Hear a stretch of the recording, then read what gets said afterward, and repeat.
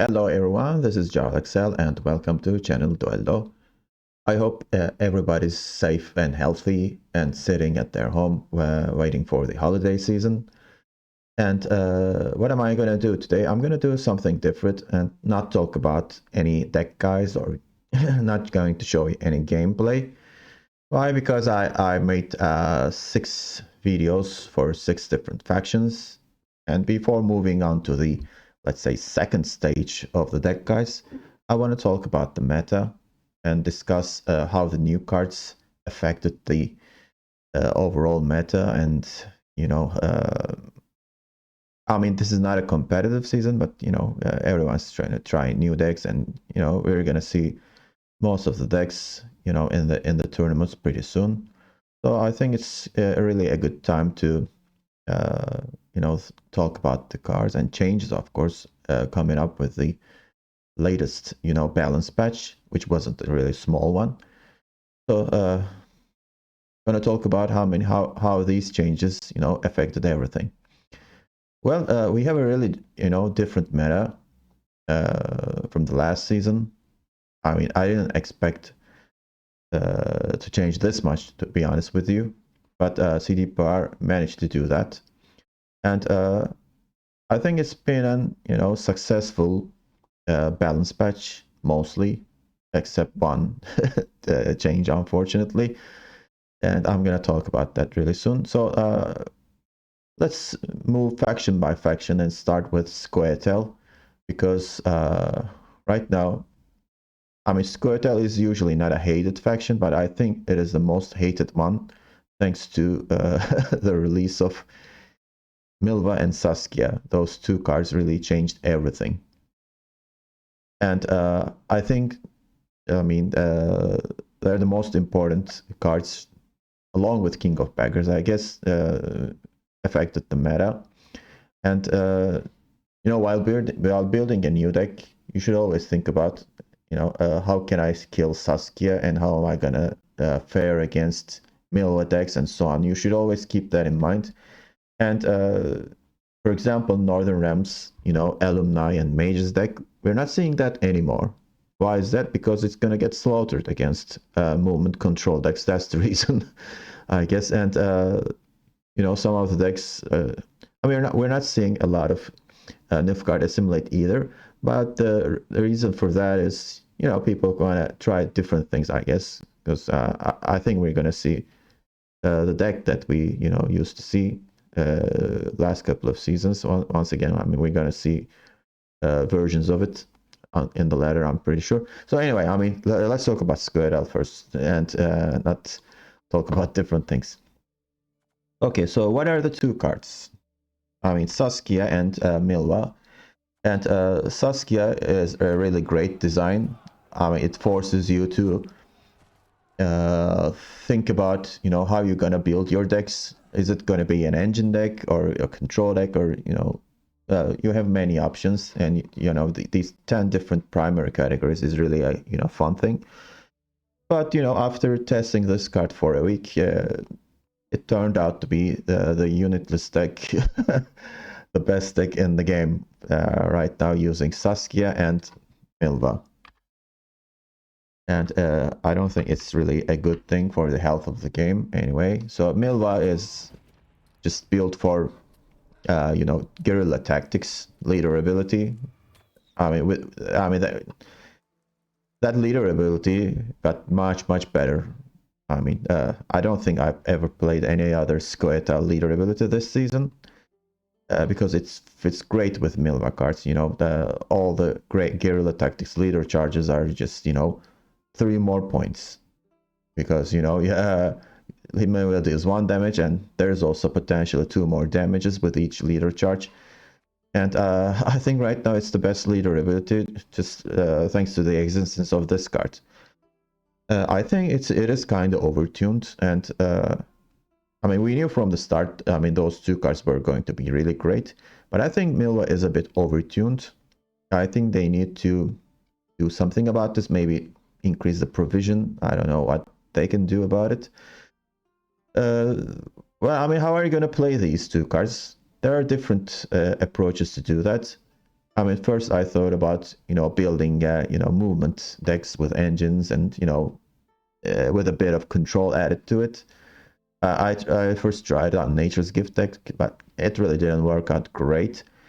And you can try it out with a deck like this, add 10 primary categories, add your Saskia into it, and then with Simless, you can go for double Bountiful Harvest and so on. There are a lot of, points potential in this deck, and also Milva will be compatible with your leader, and then a couple of, move cards like Rock Barrage and Making a Bomb and stuff like that is gonna make your Milva better, and you can all add Melina and CRN and so on. But this is the ethical way of playing this deck. There are some unethical approaches to it. I'm gonna go with the more, mild one. You can use with actually Alzur, either in Mushy Truffle or, just playing Saskia. With a Mushy Truffle, Mushy Truffle is really a great combo with Alzur anyway. But since Guerrilla Tactics gives you more control options with Milva, I mean, it's really a good idea to use it and then play your Alzur. So, I mean, the deck has many victory conditions. So, because you're gonna play your Gord, and at last, as the last play, you can win a round with Alzur, and it's really. But I mean, there are a lot of bricks in the deck, so it is kind of difficult to pilot. But I think it's more reliable compared to the Traps version, which I'm gonna talk about right now. I don't have it in my deck builder. I'm not gonna build that deck ever because it's toxic. But it's not Milva's fault or Saskia's fault, in my opinion. Yeah, I mean, they are really great cards. They could see some nerfs, but I think Saskia is okay. I don't think they need to nerf her. But the problem is just traps. I mean, traps are, inherently bad design in the game because, I mean, the opponent cannot interact with them. That's a big deal. But I mean, they're in the game for a long time. They didn't cause many problems. Actually, they kind of did when first Eldain was released. And the card is just crazy with traps. But I mean, if you're building an elves and traps deck and so on, you need to win the first round. And on Blue Coin, those decks kind of struggle. But not anymore, thanks to Saskia. Because with Saskia and, you have consistency cards like Oneiromancy, Call of the Forest. And on top of that, you can use the stratagem to guarantee to draw your Saskia. So it's not difficult to draw her. So when you play Saskia in the first round, opponent really cannot deal with it, and you are pretty much guaranteed to win the first round. If you win the first round, what you're gonna do is you just drive past the second round and then play your traps like a low IQ person without even thinking about it. There's a certain order. You just play your traps and play Eldain and you win the game. That's pretty much it, I mean, it's not like a tier 0 deck or anything. Obviously, there are major point slam decks and cards in the game that traps even can't handle it. But the experience of playing against it is really toxic and, leaves a really bad taste in your mouth. Even if you win, I mean, it's really a bad design. I mean, traps shouldn't exist in the game, or if they exist in the game, they shouldn't be stronger than a meme card. But it's not anymore, thanks to, again, the release of Saskia, Milva, and the existence of Eldain. How do you fix this problem? I think it's a problem because when you play against a deck like that, you just want to close the game and play something else or watch TV or anything. I mean, you can think like, I have to suffer to it, suffer this. I mean, I'm playing game to enjoy myself, to get away from the stress of life. But I mean, when you're playing against a deck like this, you're causing unnecessary stress on you. I mean, why would you do that? So CDPR needs to think about these toxic interactions, and you don't want to lose your player base I mean, some games experience it in the past. I mean, I've been playing a lot of games even before digital card games, so I've seen similar cases in the past in Magic the Gathering and similar games. And CDPR tried to fix many things, so hopefully they will fix this card. How do you fix this card, by the way? And what's the problem with it? I mean, there's nothing you can do about it to prevent this from happening. You just play your Eldraine and all of your traps turn to Elven Deadeye as your last play. If you have last say, opponents cannot do anything about it.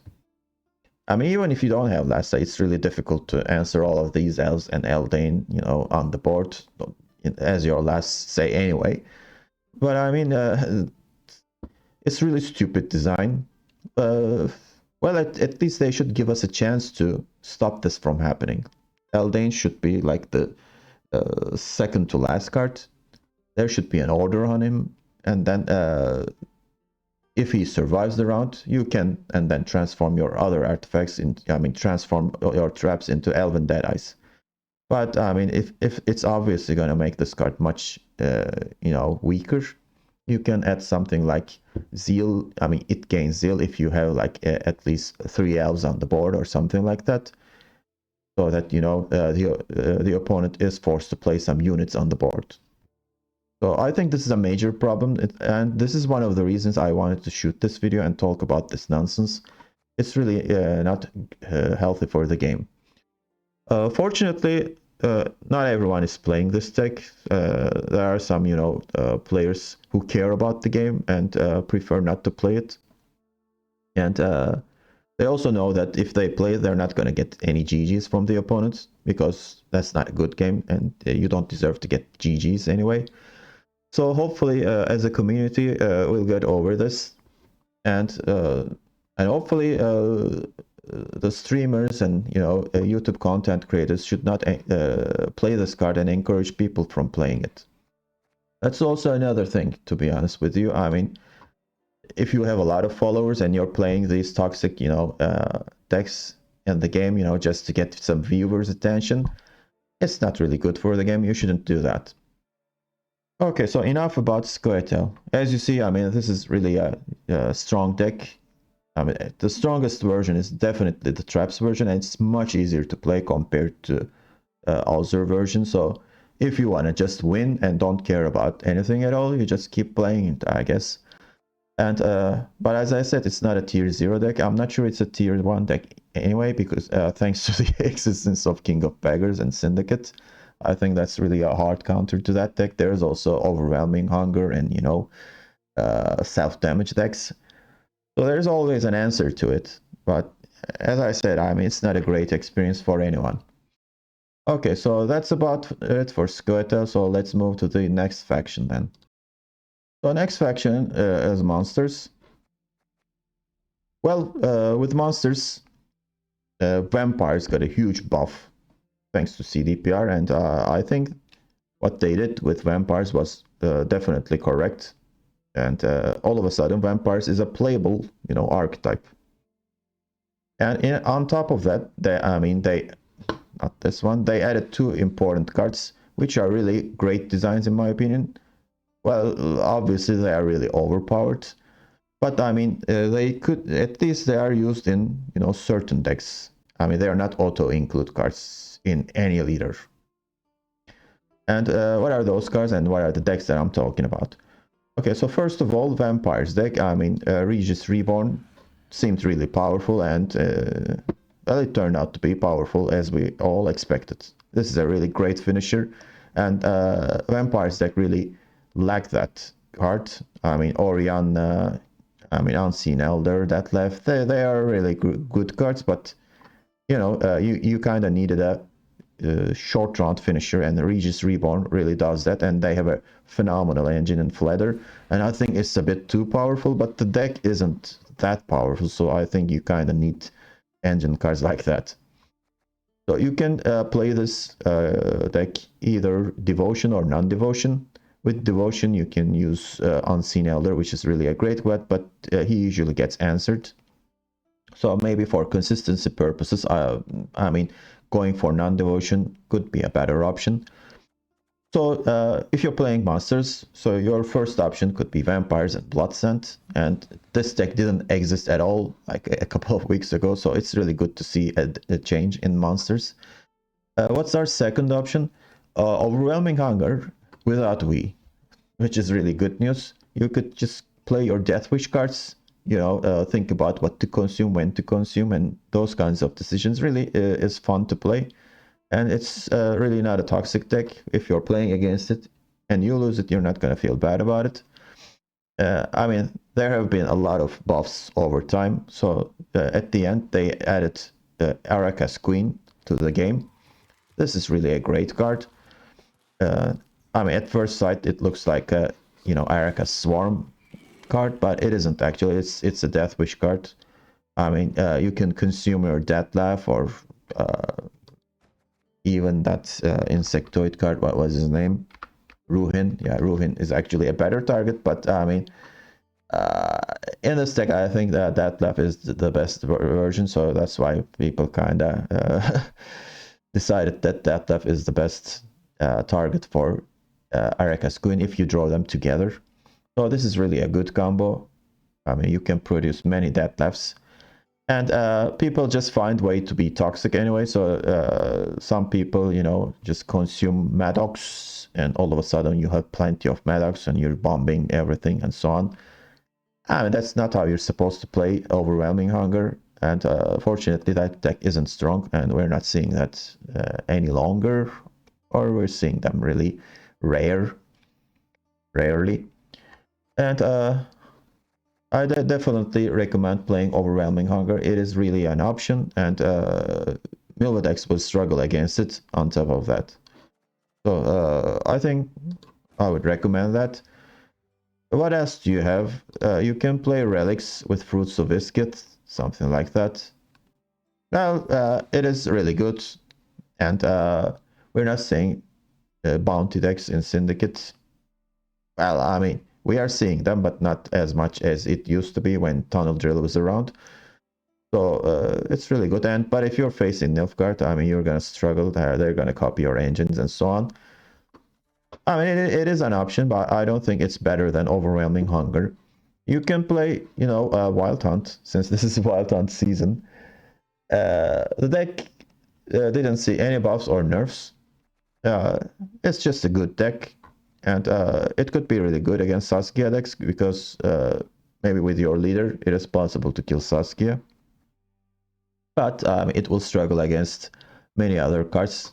I mean, suppose you're playing against Syndicate, what are you going to do with against King of Beggars and Savola combo? Not much you can do about it.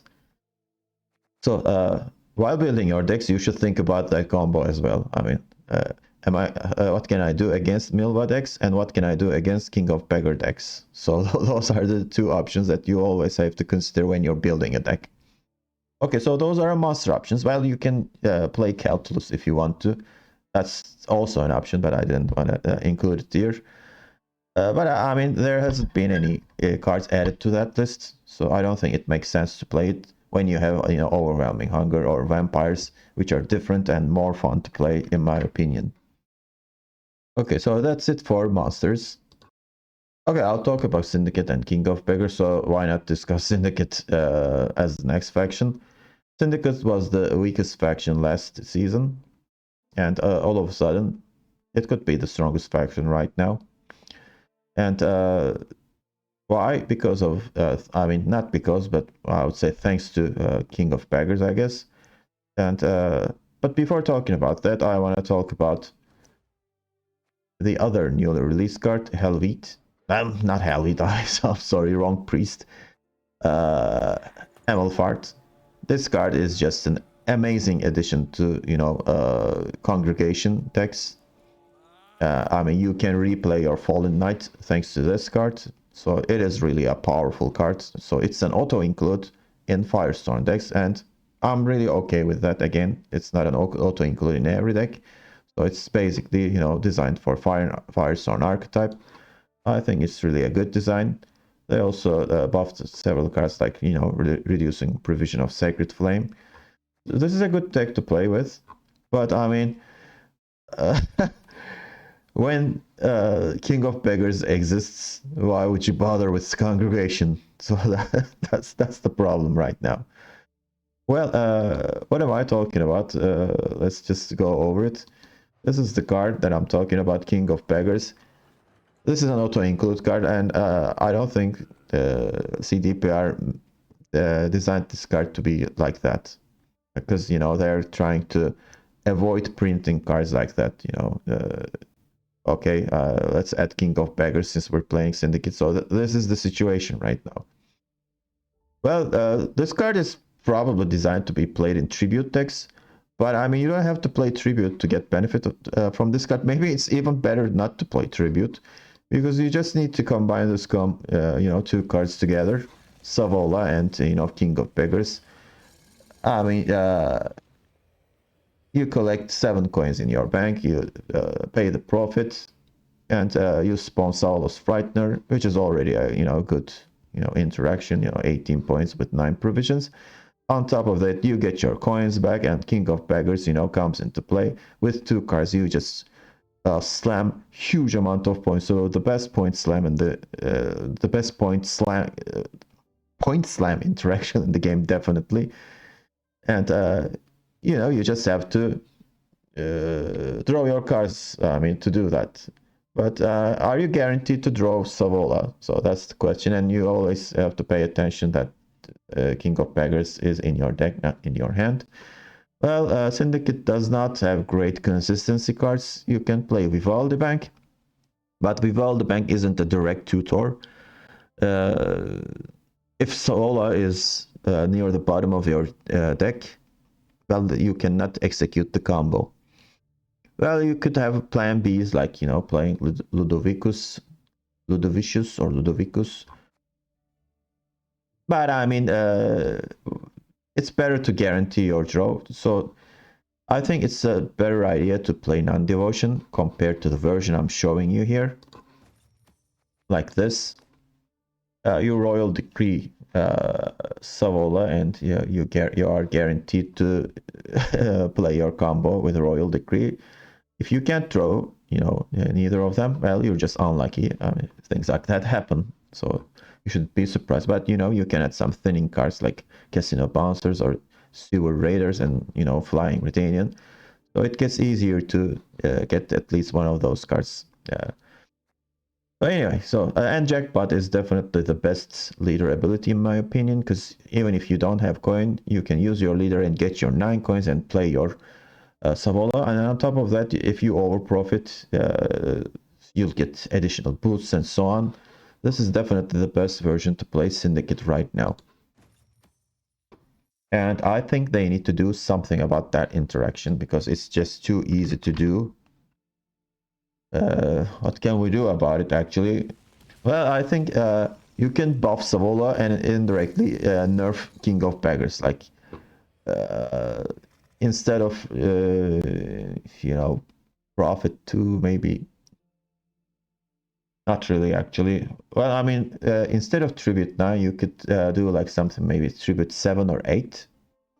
Which means that you gotta pay additional tributes to get King of Beggars out. So they could do something like that, maybe, so that you are kind of forced to play tribute decks instead of just playing the best Syndicate cards and then the Savola King of Beggars combo, which is what people are doing right now. It's just too easy to pull off. What else can you play in Syndicate? You can play Passiflora, maybe, again, with King of Beggars Savola combo, because it's just too easy to pull off. And nothing else. I mean, you should go. You could go for bounty version, by the way, either with bounty or either with poison package. There are many ways of doing it. You just include those 2 cards. That's the important thing. And I don't think it's really healthy for the game. They should really adjust how this combo works. Okay, let's talk about Skellige. Well, I think Skellige is really in a great position right now, because there are multitudes deck types that you can play with. So neither of the factions, none of the factions are really in a position like this. I mean, you have like 2 or at most 3 options, but with Skellige, you have plenty of options. Well, with the recent, balance update, they buffed pirates, and we can actually play pirates, but not just, buffing the cards wasn't enough. They just changed onslaught ability. Now it's a pirate leader, and it is possible to play pirates and win at the same time, which is really surprising. And if someone told me that, pirates would be a competitive deck, I would have laughed at him. But it is true right now. So let's talk about pirates first. Well, you can go and play with only pirates, but I wouldn't recommend that. It's really good to mix them with warriors. Why? Because they printed a new card called King Bran. King Bran triggers all the veteran ability of your units, which is a phenomenal passive ability. And some of the warriors are also pirates, like Trigvi and Uncrate Raiders and Tursak Invaders. So, I mean, it totally makes sense, to play these cards and pirates together because, they're pirates and warriors. And on top of that, I mean, Scoia'teal isn't a pirate, but a great, devotion card. And he's getting 1 more point thanks to Bran. So why not, play him as well? And since you're adding warriors, you could also play your Herald. And you can play your Kruk, although he's not a warrior or doesn't have any veteran. Kruk, I mean, if you're playing pirates, Kruk should be, in your deck. And Terror of the Sea with this new leader ability onslaught gets just insane. If you draw this card in your starting hand with all the pings, this turns into a toll punish card, which is amazing. And in order to create consistency, you could use Blood Eagle or go for discard package. And Fukusio is the best Skellige card in the game, so you should find a way to include her, although she is right now 14 provisions. And this looks like a pretty strong deck, and it performs well in the ladder. So a hybrid, pirate warrior deck is the way to go with onslaught leader ability if you want to play Skellige. But it is not your only option. What can you play other than this?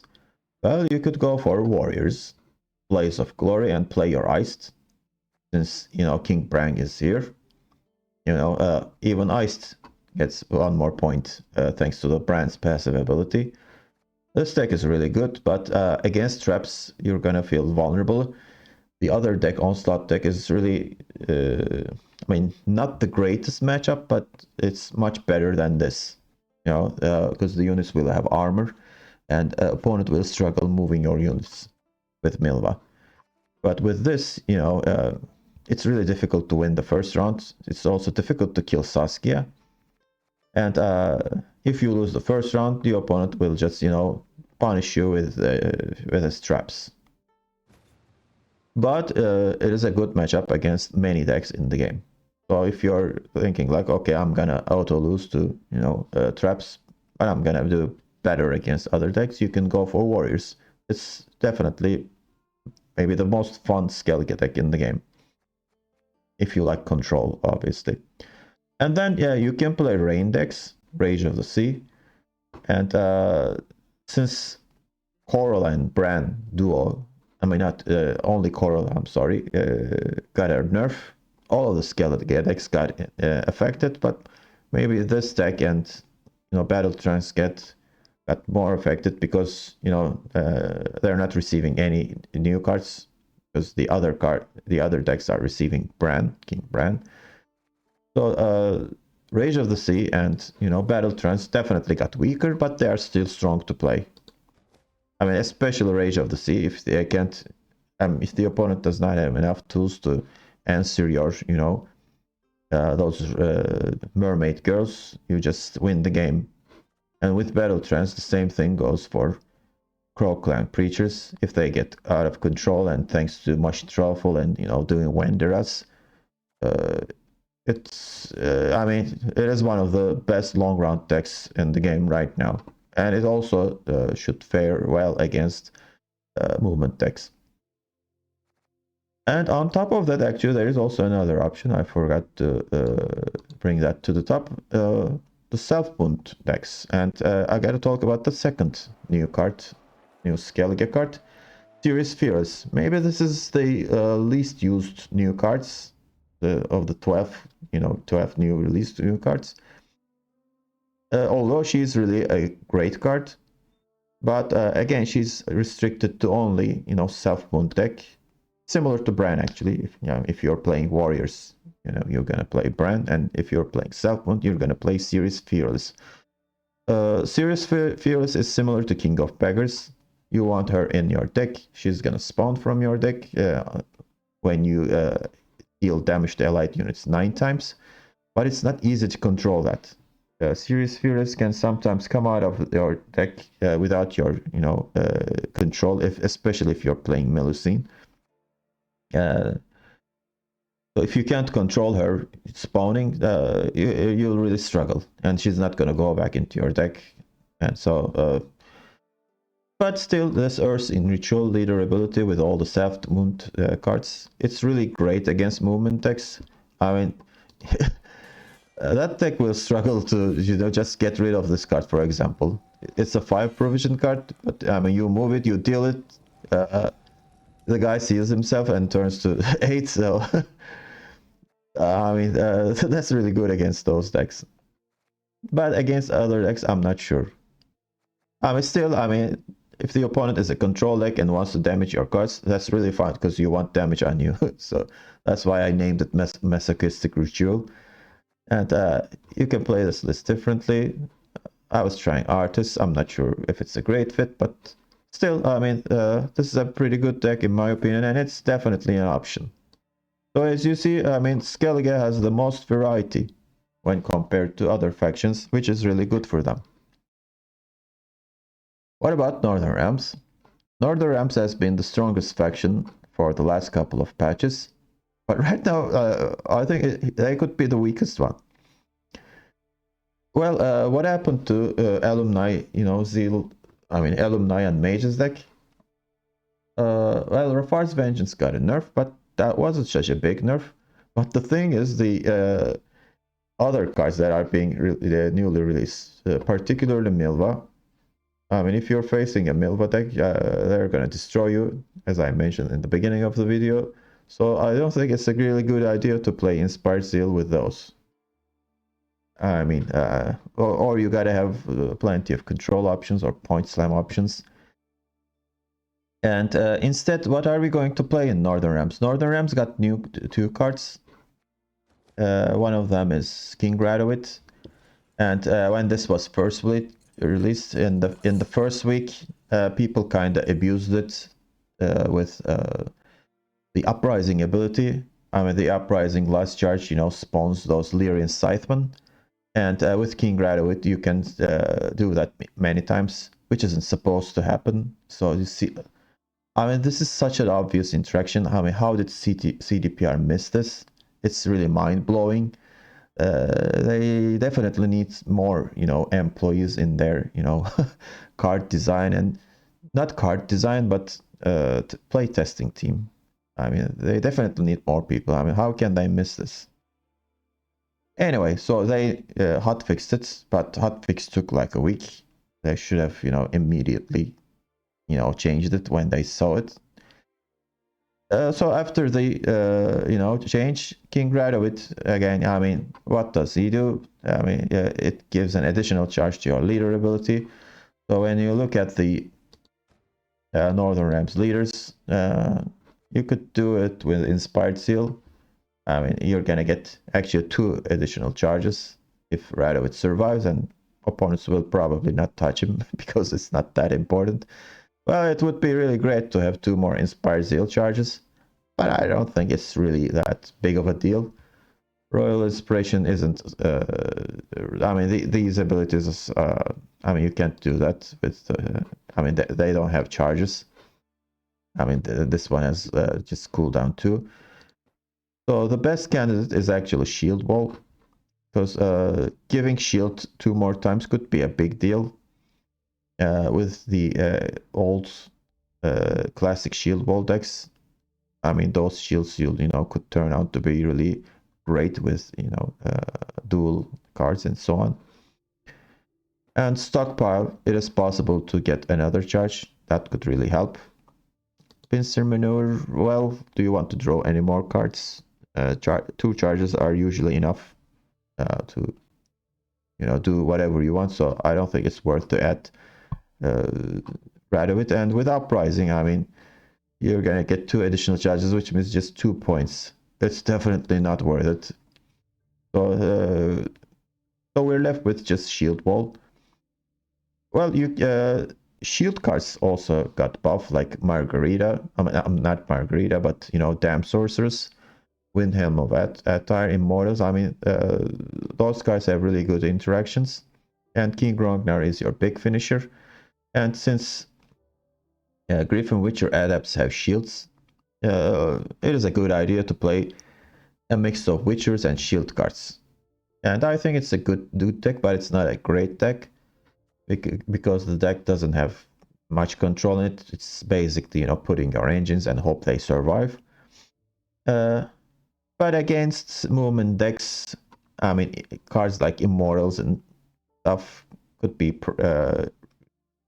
make the opponent's life a bit more difficult.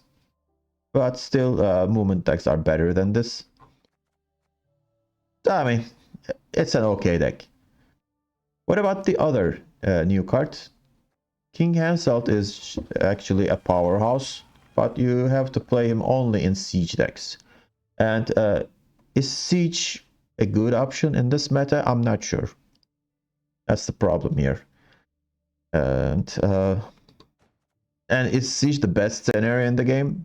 Definitely not. So that's how this card works, actually. I mean, you play your siege. If the opponent doesn't play, you bombard for really low points. And if the opponent manages to remove your siege engines, you're kind of screwed. So with King Castle, you can play your Afar's Vengeance from your deck. And if you don't want to play your gold cards, you can play your Carabalistas from your deck. And you can definitely build a really strong siege deck. But as I said, the problem is the siege. So you gotta find a way to win a second round. I mean, you're obviously gonna win the round with King Hansalt and Siege, but what about the other round that you need to win the game? That's the question. So you gotta be creative and find some alternatives to it.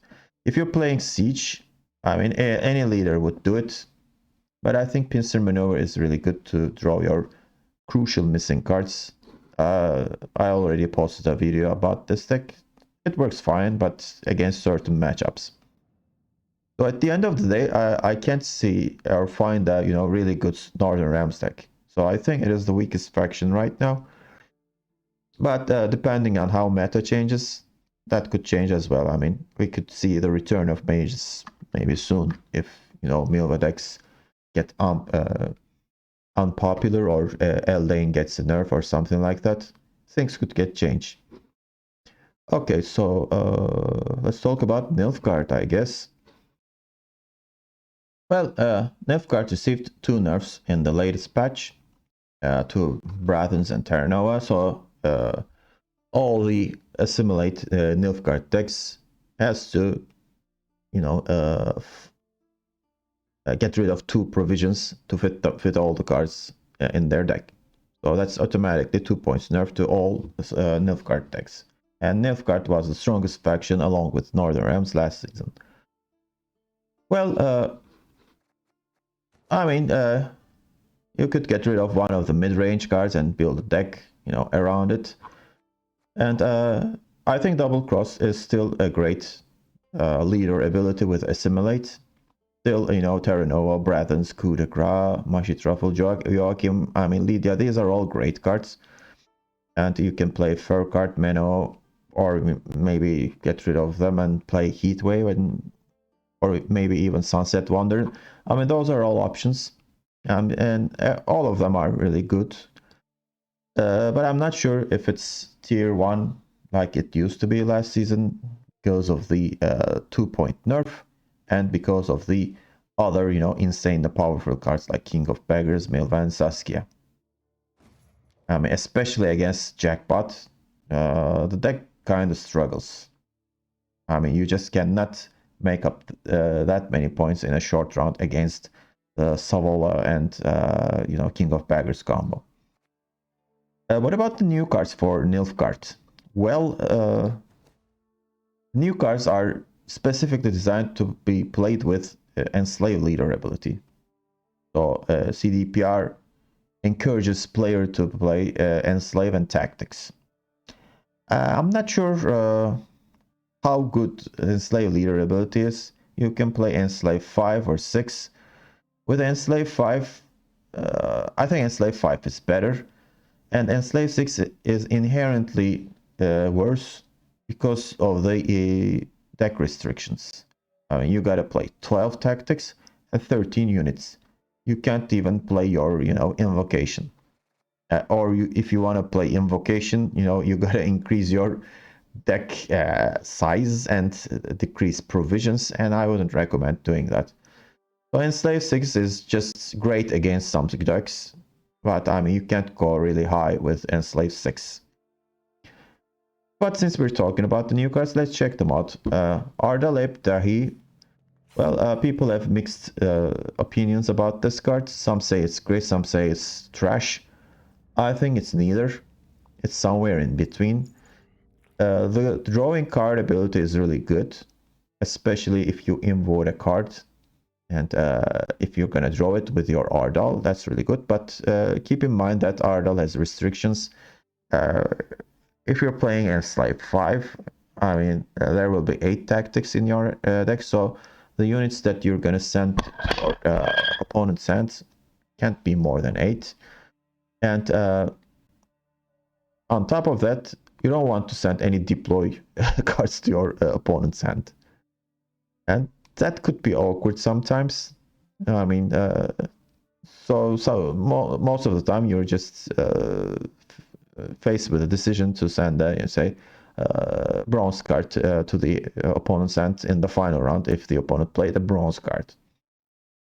Well, the best targets are like probably boosted engines and stuff like that, but it's really difficult to find those.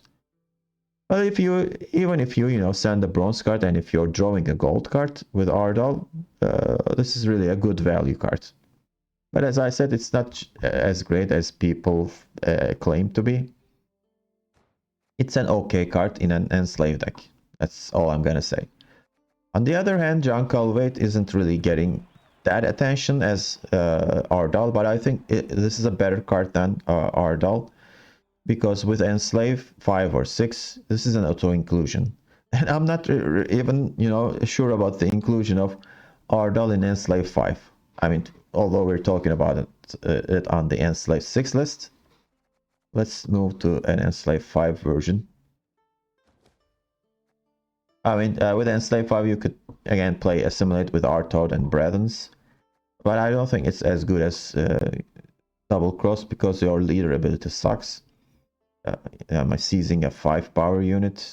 And sometimes you're just gonna use your leader because you have to. I mean, you never get a good target with Enslave. So I don't think it's better than Double Cross. And there was also this, I think I already deleted that deck, the Singleton version with Shoop and Redea. Well, the inclusion of cards and how the deck works kind of makes sense, but it is kind of an anti-meta deck.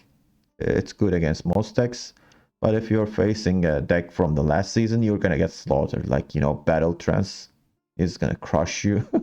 Can't do anything about that much point slam. I definitely wouldn't recommend playing that. So with Nilfgaard, I think still Double Cross Assimilate is the best choice. And that concludes my video. I think I talked about all of the factions, and hopefully you stuck to the end. And well, obviously you can tell that my mother language isn't English, so I could be butchering some grammar and pronunciation sometimes. But hopefully you could tolerate me, and and hopefully you're liking what you're seeing. And if you do so, don't forget to hit the like button, and feel free to subscribe to my channel. I'll be posting videos every other day, and the next video again will be another deck guide. So we'll be going over the factions once more, this time with more optimized decks. And see you on the ladder, and have a good one.